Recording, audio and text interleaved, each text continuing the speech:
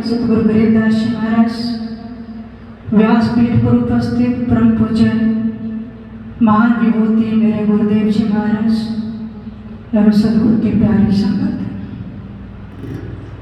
अभी आप परम पूज्य गुरुदेव जी के मुखारबिंद से अमृत वचन श्रवण कर रहे थे कि सत्संग में आने से हमारा जीवन दिव्य बन जाता है और जीवन जीने की कला आ जाती है।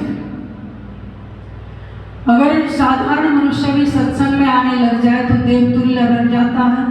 कुछ समय मन पड़ जाए तो पूज्य गुरुदेव जी समझा रहे थे कि असुरी वृत्ति और राक्षस वृत्ति आ जाती है, लेकिन पूर्ण संतों की संगत में आकर भजन करने लग जाए तो परमात्मा बन सकता है। इसलिए इतनी बड़ी महिमा संतों के संग की है। तुलसी बाबा जी फरमाते हैं, सत्संगत दुर्लभ संसारा, निमस दंड भरे एक बारा। यानी संसार में सब कुछ सुलभ है, दुर्लभ है तो सच्चे संतों का संग है। और एक पल का भी, निमिष भर का भी मिल जाए तो कहते हैं उसका कल्याण हो जाता है। देखिए आजकल कोरोना महामारी चल रही है, लोगों को सत्संग दुर्लभ हो रहा है, लेकिन सारी दुनिया का ज्ञान आपकी मुट्ठी में है। जो मोबाइल फोन है ना, इसमें सारे वेद पुराण शास्त्र उपनिषद गीता हर संप्रदाय के ग्रंथ इसमें डाल रखे हैं। आप घर बैठे इसमें सत्संग में श्रवण कर सकते हैं, ग्रंथों का अध्ययन भी कर सकते हैं। लेकिन कुछ समय तो आपको संग मिलेगा, इसमें ऐसी गलत साइटें भी हैं, वो खोल ली तो फिर कुसंग शुरू हो जाएगा। तो इसमें संग भी है, कुसंग भी है, लेकिन संतों के चरणों में बैठकर केवल सत्संग है, कुसंग की कोई गुंजाइश नहीं है। इसलिए संतों का सानिध्य क्यों जरूरी है। हवा चलती है, सबको महसूस होता है। कई बार हवा थोड़ी मंदी पड़ जाए तो घुटन महसूस होती है ना। आप कहेंगे हवा नहीं चल रही, फिर क्या करेंगे, परेशान हो जाते हैं। पंखे के पास चले जाए तो हवा महसूस होने लग जाती है, बाहर नहीं महसूस होती है। इसी प्रकार परमात्मा तो है, महसूस नहीं हो पाता, फिर हमें जीवन में घुटन, उदासी, परेशानी महसूस होती है। लेकिन जब संतों के संग में चले जाते हो तो जैसे पंखे के साथ हवा महसूस होती है, परमात्मा की अनुभूति होने लग जाती है। इसलिए संत का, गुरु का सानिध्य जरूरी है। बाबा गरीबदास जी फरमाते हैं, गरीबाद गड़ी की याद गड़ी, आद की पुण्याद, संतों से ती गोष्ठ चीजों के जैसो लाभ। यानी आदि घड़ी की भी आदि, उसकी भी आदि अगर संतों के चरणों में बैठकर सत्संग सुनने को मिल जाए, बहुत बड़ा लाभ मिलता है। जो घटना बहुत वर्षों में नहीं हो सकती, वो गुरु के सानिध्य में बैठने से हो जाती है। मुझे एक छोटा सा प्रसंग याद आया। भारत के महान प्रतिभाशाली विद्वान एक सन्यासी स्वामी विवेकानंद जी महाराज, जिनको बहुत लगन लगी कि परमात्मा क्या है, कैसा है और कहाँ मिलेगा, वो कैसा दिखाई देता है, ये प्रश्न उनको झकझोर रहे थे।